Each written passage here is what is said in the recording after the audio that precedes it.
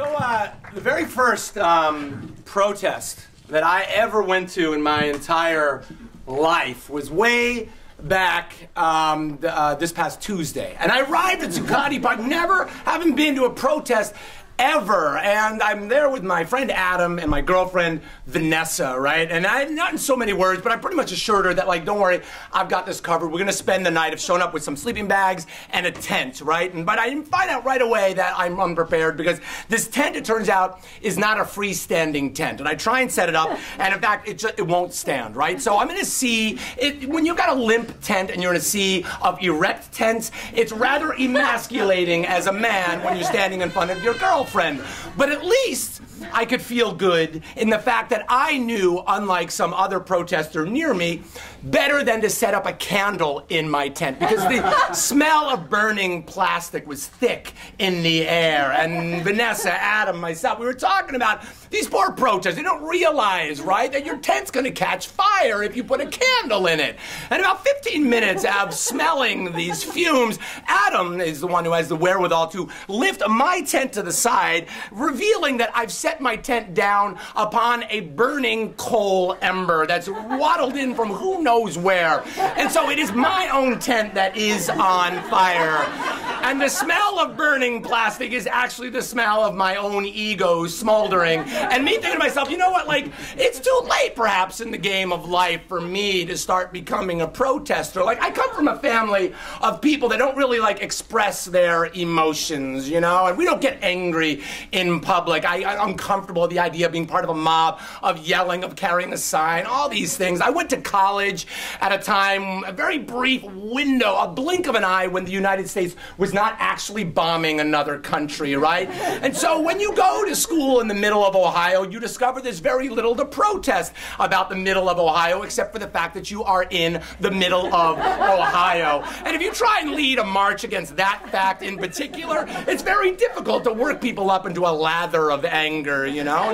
In fact, the only time I really do get angry is when I'm by myself, you know? And at the end of any night, I'm alone, right? And I end my nights like so many of us end our nights, which is with an endless series of YouTube videos. Like, YouTube has the effect of making me incredibly sleepy while simultaneously making me unable to actually fall asleep. And so it's while I was in this state of sort of wired exhaustion 2 months ago in Vancouver that I clicked upon these videos of Occupy Wall Street, which I'd never heard of. And we've seen these videos of these police like clubbing protesters and lubricating their eyes with pepper, and I felt myself getting all sort of worked up, you know, and it's very reminiscent of all those videos we'd seen all summer long from the Arab Spring, so far away that it was possible to believe that they weren't actually happening. Yet I was the one who was far away, and these protests were happening in my town, and I could feel my blood boiling and thinking to myself, like, this will not stand. But YouTube really is like the opiate of the masses, right? It's got an algorithm worked into it that not only lets YouTube know which videos we like watching most,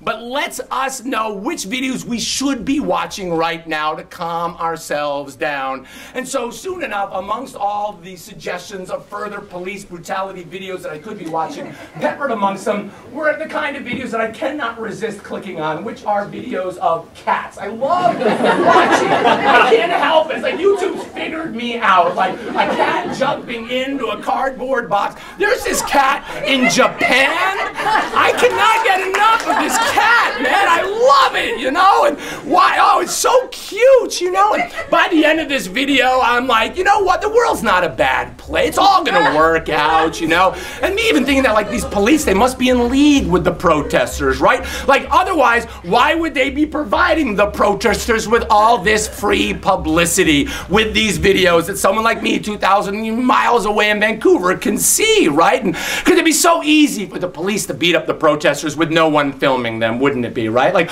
all the police would have to do is show up at a protest with their batons and their helmets and their plastic shields, and as long as they also brought along with them like a huge crate filled with, as I said before, cats, and they could let the cats go in Zuccotti Park, maybe like 1,000 kittens, you know, and throw in a whole bunch of cardboard boxes, and everybody's camcorders, everybody's phones would turn around and just start filming all the cats, you know? Like, even the protesters that would be being dragged away by the police, they would be protesting not about the police, but like, hey man, wait a minute, I'm still filming this kitten stuck in a Pringles tube, help, you know?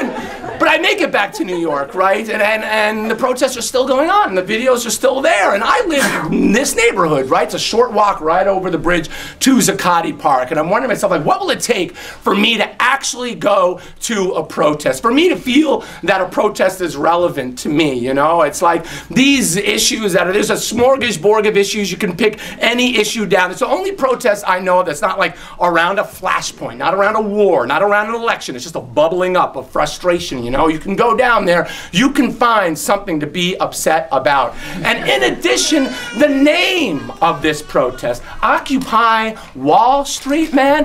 I was the original occupier of Wall Street. I occupied Wall Street for about 15 years because, in fact, that was my occupation. I worked on Wall Street for 15 years. I survived there longer than most people, and you might be wondering, how do you achieve such permanence? And I tell you, because my job was that of a temp. I temped on Wall Street for 15 years, which means I worked without any vacation pay, without any sick leave, right? Without any retirement plan. I haven't had health care since 1994. There's a whole lot of things I could be upset about down in Zuccotti Park, man. I am the uber temp. I am the temp that other temps talk about in hushed tone. I'm a legend in the temp world. I really am. Like, should they ever build a statue to a temp one day, that statue will stand for one day. It'll be made out of something ephemeral, like soap bubbles, and it'll be carved to look like me. And I tell you, it's not easy, right, being a temp. And like, is this not enough to make me go and occupy Wall Street once again? Not just because I was on Wall Street for 15 years, but I actually temped for 4 of those years in the belly of the beast. If the beast is what we call the economy of the United States of America. I worked in the New York Stock Exchange for 4 years. I worked in the events department. I was in charge of making sure that there were enough gavels, enough t-shirts, enough hats, enough medallions for the companies that would come and list and would want their photographs taken as they would ring the closing, the opening bell, so they could publish them in their annual report. And you know, you might think to yourself, 4 years, I must have been amazing at this job. Right? To not be let go, you know, 4 years, but no, you do not understand what it means to have longevity as a temp, because if you want to keep your job for 4 years, you have to be just good enough at your job to not get fired, and just bad enough at your job to not get hired. You have to walk a thin line, you know, very, very careful, right? If you want to stay as a temp, which is what I want. I don't want to be involved with anything. I don't want to have to have any sort of programs or benefits or any. I don't want to go to protests. I just want to stay separate from everything. And my boss there, she didn't like me. We had a very frosty relationship at the New York Stock Exchange because I was a mediocre employee. But she was a good boss because she recognized that my job was not actually my job description. There's a lot of stress at the New York Stock Exchange, and me, not connected to anything, I'm a stress-free guy. And so my job really was to walk around the stock exchange and just sort of hang out with people. You know, I was invited to so many offices to sit down and listen to people complain about their benefits, about not getting a big % raise increase this year, without them ever realizing that me, I don't have any benefits at all. And I tell you, like, I can talk big, I can talk small. If you get into an elevator with me, you're going to be in for a good ride. Not because the conversation will be stimulating, but it won't be awkward, right? And my boss, she recognizes for 4 years, my job's just hanging out, talking and listening and having no benefits save one benefit. One time a year, I was included as an employee of the New York Stock Exchange, and it might sound trivial to you, but when it's your one benefit, it's no small thing, and that was the yearly company Christmas party, man. You got to imagine, right? This is the one moment a year when everyone else stops what they're doing and does what I've been doing all year long, man. You know, it's like when I really get to rise and show them what it is to mingle and circulate and speak to people, you know, as people. So you can imagine my disappointment when in 2002, the president of the New York Stock Exchange, Dick Grasso, announced that because of budgetary constraints, the Christmas party was being canceled. Along with a whole lot of other things, no hiring freeze and no bonus. Who cares, man? The Christmas party was being canceled, you know? And I'd have to listen to everybody being upset about all these other things, and I would try to say to them, but no, you don't understand. We don't have a party. We don't have time to socialize for Christmas.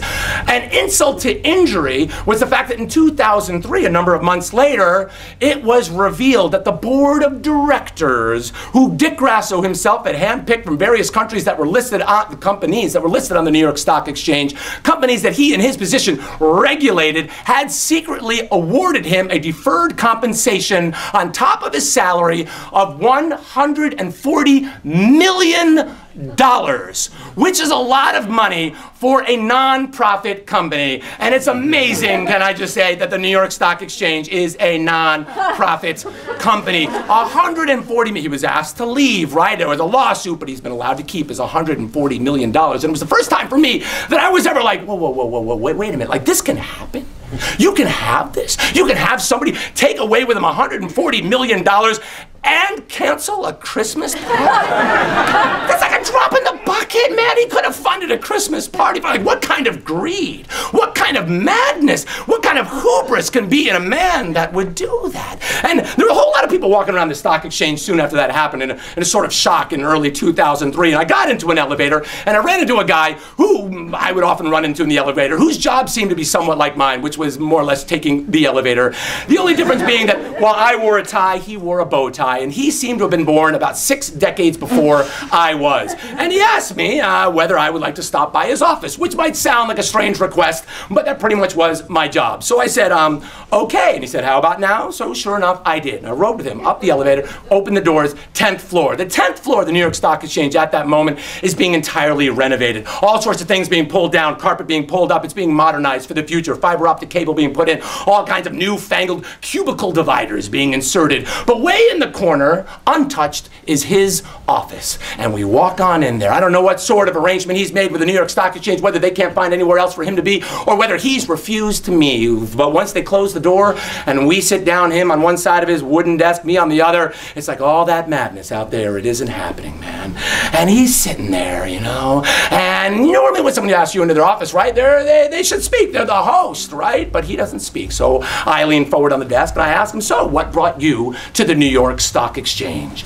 And he tells me that he started here when he was in his 20s, in 1939. So long ago that you don't even need to hide your horror at his age. He's 91 years old, man. And we're talking more or less about all the things that have happened in the New York Stock Exchange, and I know a million things have happened to him, but if you were to judge by what he's chosen to frame on his walls, it seems only one important thing has happened in his life, and that was in the late 60s, early 70s. He was the president of some sort of broker advocacy group, and they were upset about their working conditions, and he led a protest that they won. And that was splashed on all the covers of all the newspapers that he now has framed on his walls.